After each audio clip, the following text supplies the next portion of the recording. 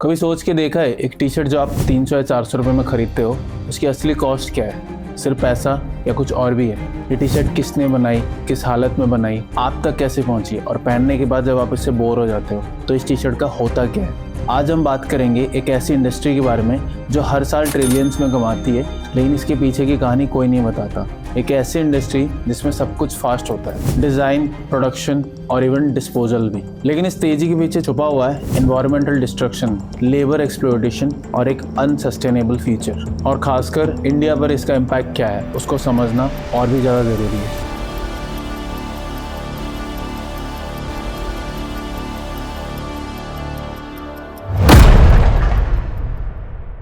तो एक्चुअली में fast fashion है क्या? फास्ट फैशन का मतलब सिंपल है, सस्ती, ट्रेंडी और जल्दी बनाई गई कपड़ों की दुनिया। मिंत्रा, मीशो, नायका, इन सब मार्केट प्लेस में हर दूसरे हफ्ते नए डिज़ाइन स्टॉक में आते हैं और हम सब लोग खुश होके क्लिक करते हैं ऐड टू कार्ट। लेकिन ये अफोर्डेबल कपड़े बनाने के पीछे जो कॉस्ट छुपी होती है वो ना कभी हम देखते हैं और ना ही कभी सोचते हैं। और इसीलिए आज हम आंखों से पर्दा हटाकर देखने वाले हैं कि फास्ट फैशन का असली कॉन्सिक्वेंसेस क्या है। सबसे पहले आता है एनवायरनमेंट, जिसके बारे में आजकल हम बात करना ही नहीं चाहते। आपको पता है एक कपड़ा बनाने में कितना पानी लगता है? अगर मैं आपको बोलूं एक कॉटन टी शर्ट बनाने में लगभग 2700 लीटर पानी लगता है, तो क्या आप मेरा यकीन करोगे?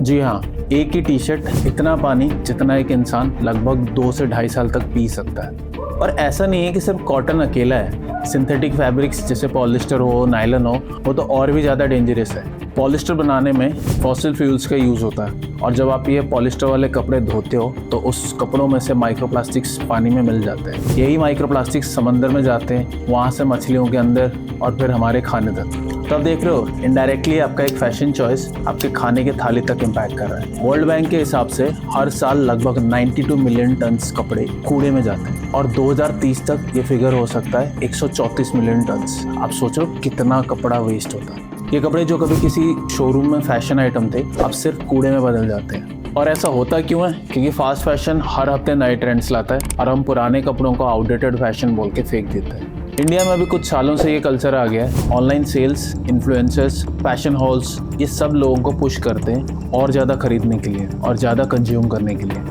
इंडिया खुद एक मेजर गारमेंट मैन्युफैक्चरिंग हब है। तिरुपुर, लुधियाना, दिल्ली एनसीआर, सूरत, इन सारे शहरों में कपड़ों के बड़े बड़े प्रोडक्शन सेंटर्स हैं और यहाँ पे काम करने वाले ज़्यादातर लो इनकम माइग्रेंट लेबर्स होते हैं और उनमें से बहुत सारी फीमेल वर्कर्स होती हैं। लॉन्ग वर्किंग आवर्स, कम सैलरी और बहुत कम ब्रेक्स।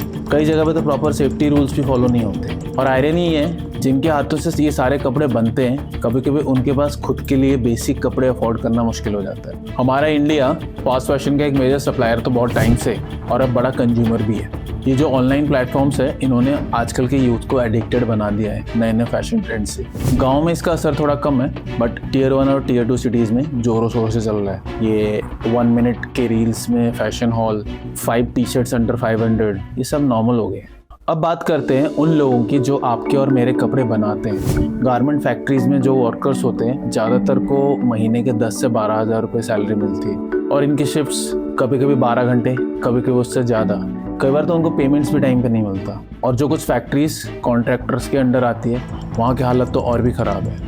वहाँ पे प्रॉपर सेफ्टी रूल्स भी फॉलो नहीं किए जाते।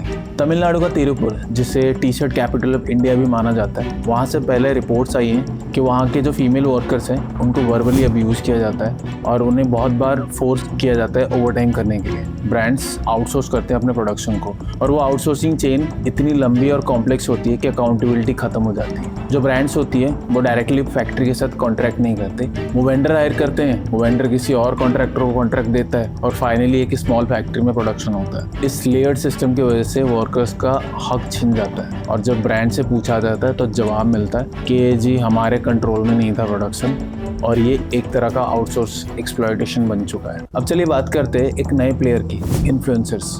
आपने नोटिस किया होगा इंस्टाग्राम, यूट्यूब, शॉर्ट्स, रील्स पर हर दूसरे दिन एक नया फैशन हॉल चलता है। Budget shopping under 500, latest Myntra sale picks, ये सब देखकर हम सोचने लगते हैं कि अरे कपड़ा कितना अच्छा लग रहा है, इसे तो लेना ही चाहिए। और इसी माइंडसेट की वजह से आजकल इम्पल्स बाइंग बढ़ चुकी है।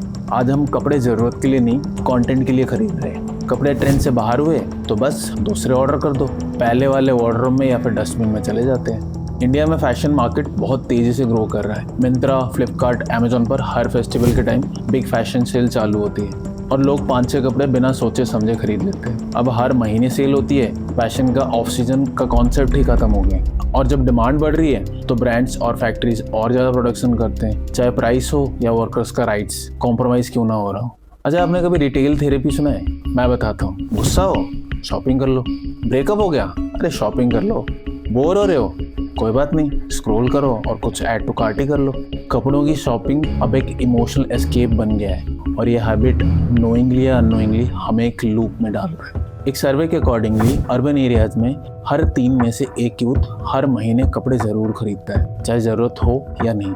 अगर इन्फ्लुएंसर्स की बात करें तो मैं ये नहीं बोल रहा हूँ कि हर इन्फ्लुएंसर गलत है, लेकिन जब आपका एक वीडियो 10 लाख लोग या 15 लाख लोग देख रहे हैं, आप 10 नए आउटफिट्स हर हफ्ते दिखाते हो, तो वो सिर्फ फैशन नहीं है, आप कंज्यूमरिज्म को प्रमोट करते हो। कुछ इन्फ्लुएंसर्स ने अब सस्टेनेबल फैशन को प्रमोट करना स्टार्ट किया है, thrift shopping, upcycling, capsule wardrobe. लेकिन ऐसे इन्फ्लुएंसर्स बहुत कम हैं। जब तक हम सिर्फ सस्ता और नया ढूंढते रहेंगे तब तक ये सिस्टम कभी भी नहीं बदलेगा। चलिए सबसे पहले गलतफहमी दूर करते हैं। सस्टेनेबल फैशन का मतलब ये नहीं कि आपको 5,000 का कुर्ता खरीदना पड़ेगा।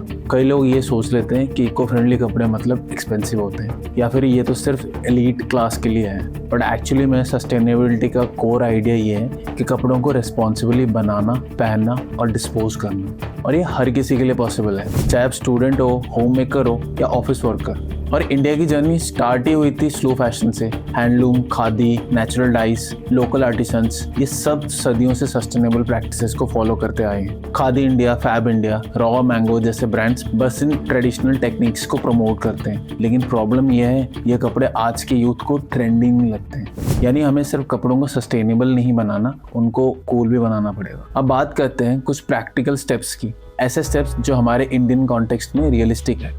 सबसे सिंपल प्रिंसिपल है, कपड़े खरीदने से पहले 1 सेकंड के लिए सोचिए, क्या मैं इस कपड़े को 30 बार पहनूंगा? इसे कहते हैं 30 वियर्स रूल। अगर जवाब है नहीं, तो शायद वो परचेज अवॉइड करना ही बेटर है। इंडिया में आज भी कई लोकल आर्टिसंस और स्मॉल ब्रांड्स सस्टेनेबल फैशन बना रहे हैं।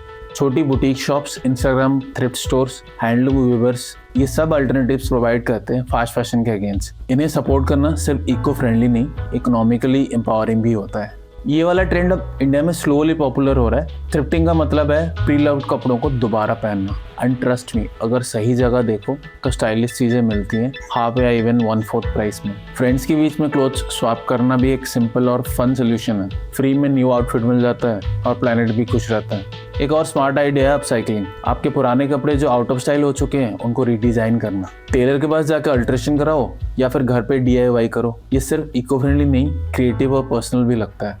अब एक और बड़ी बात, क्या सिर्फ हम कंज्यूमर्स को ब्लेम करना सही है? ब्रांड्स का क्या? कई ब्रांड्स अपने आप को इको फ्रेंडली, सस्टेनेबल बोलते हैं, लेकिन सिर्फ एक स्मॉल कलेक्शन लॉन्च करके पूरी इमेज को ग्रीन करने की कोशिश करते हैं। इसे कहते हैं ग्रीन वॉशिंग। ऐसे में ज़रूरत है ट्रांसपेरेंसी की। ब्रांड्स को क्लियरली बताना चाहिए कपड़े कहाँ बन रहे हैं, कौन बना रहा है, कौन से मटेरियल यूज़ हो रहे हैं। और ये सिर्फ बड़ी इंटरनेशनल ब्रांड्स का नहीं, इंडियन ब्रांड्स को भी ये अकाउंटेबिलिटी लेनी पड़ेगी। गवर्नमेंट भी इसमें अपना रोल प्ले कर सकती है। सस्टेनेबल टेक्सटाइल प्रोडक्शन के लिए सब्सिडीज़ दे सकती है, गारमेंट फैक्ट्रीज़ के लिए स्ट्रिक्ट लेबर लॉज ला सकती है, रिसाइकलिंग इंफ्रास्ट्रक्चर को डेवलप कर सकती है और स्कूल और कॉलेजेस में कंज्यूमर अवेयरनेस कैंपेन्स कर सकती है। कुछ स्टेट्स जैसे तमिलनाडु ने सोलर पावर टेक्सटाइल यूनिट्स को प्रमोट करना स्टार्ट किया है, लेकिन ये स्टेप्स अभी भी अर्ली स्टेज में, थोड़े बड़े स्केल पे इम्प्लीमेंटेशन होना ज़रूरी है। और आखिर में इंडिया एक यंग कंट्री है। अगर आज के यूथ ने अपनी डिमांड बदल दी तो ब्रांड्स और सिस्टम को फॉलो करना ही पड़ेगा। अगर आप next time fast fashion cart में 5 कपड़े डालने से पहले सोचोगे तो आप ऑलरेडी इस चेंज का हिस्सा बन रहे हो। आपका सोच समझ कर लिया गया फैसला हर बार बहुत बड़ा डिफरेंस क्रिएट कर सकता है। चलिए अब बात करते हैं कुछ रियल लाइफ इंडियन एग्जाम्पल्स की, जिन्होंने फास्ट फैशन के अगेंस्ट कॉन्शियस फैशन चॉइसेस किए और दूसरों को भी इंस्पायर किया। NIFT दिल्ली के स्टूडेंट्स ने अपने एक प्रोजेक्ट में फटे पुराने कपड़ों को स्टाइलिश जैकेट्स और बैग्स में कन्वर्ट किया। ये इनिशिएटिव एक स्मॉल कॉलेज प्रोजेक्ट था, लेकिन इसने एक क्लियर मैसेज दिया था, सस्टेनेबिलिटी और क्रिएटिविटी एक साथ चल सकते हैं। दूसरा एग्जाम्पल है, इसमें उड़ीसा के एक रिमोट विलेज में कुछ NGO और वीवर्स ने मिलकर नेचुरल डाइज और हैंडलूम रिवाइवल का काम स्टार्ट किया था। अब वो कपड़े अर्बन इंडिया तक जा रहे और लोकल कारीगरों को डायरेक्ट इनकम मिल रही।